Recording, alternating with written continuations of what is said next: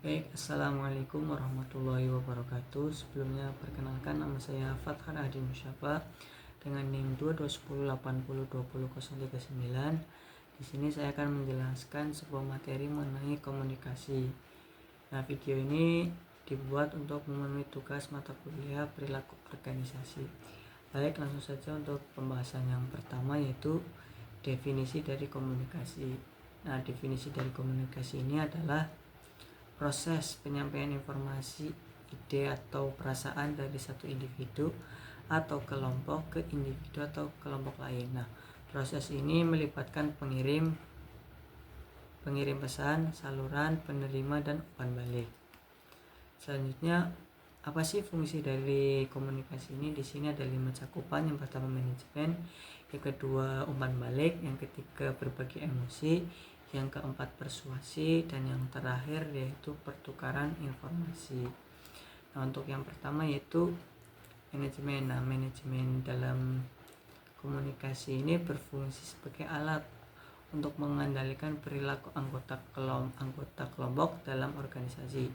Nah, melalui komunikasi yang jelas, manajer dapat menyampaikan aturan atau prosedur dan ekspektasi yang perlu diikuti oleh semua anggota tim.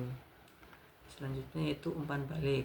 Nah, umpan balik dalam komunikasi merupakan aspek penting yang dapat memungkinkan anggota tim untuk mendapatkan informasi tentang kinerja mereka. Melalui umpan balik yang konstruktif, individu dapat mengetahui area mana yang perlu diperbagi dan apa yang telah dilakukan dengan baik. Yang ketiga yaitu berbagi emosi.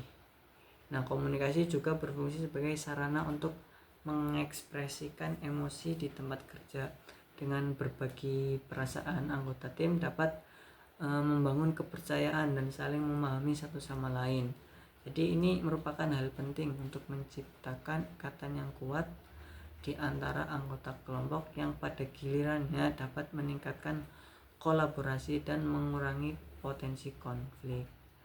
Dan yang keempat yaitu persuasi. Nah, dengan persuasi ini komunikasi digunakan sebagai alat persuasi, yaitu untuk memotivasi anggota tim agar berkomitmen terhadap visi dan misi organisasi. Yang terakhir yaitu pertukaran informasi. Nah, fungsi utama komunikasi adalah sebagai sarana pertukaran informasi antara anggota organisasi. Nah, informasi yang tepat waktu dan akurat sangat penting untuk pengambilan keputusan yang efektif.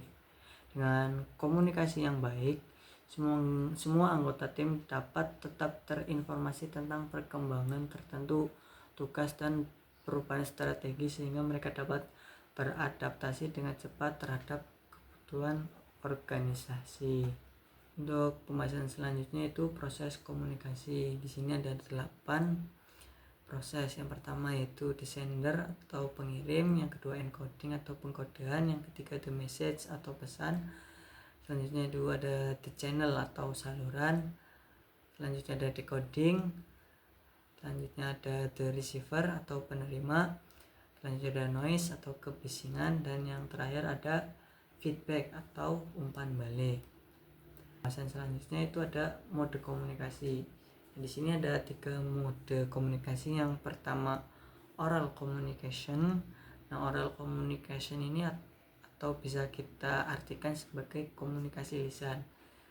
Yang selanjutnya yaitu written communication. Nah, written communication ini berarti komunikasi yang tertulis. Yang terakhir yaitu ada non-verbal communication. Baik, untuk pembahasan selanjutnya itu ada arah komunikasi. Nah, di sini ada 5 arah komunikasi. Yang pertama yaitu downward communication, yaitu komunikasi ke arah bawah, jadi atasan ke bawahan. Selanjutnya ada upward communication, yaitu komunikasi ke arah atas, dari bawahan ke atasan. Yaitu yang ketiga yaitu lateral communication atau komunikasi horizontal. Yang keempat yaitu formal small group networks. yaitu komunikasi formal kelompok kecil, dan yang terakhir yaitu the grapevine atau komunikasi informal. Baik, untuk pembahasan yang terakhir yaitu hambatan di dalam komunikasi. Di sini ada 8 hal yang mungkin atau yang umum terjadi ketika berkomunikasi.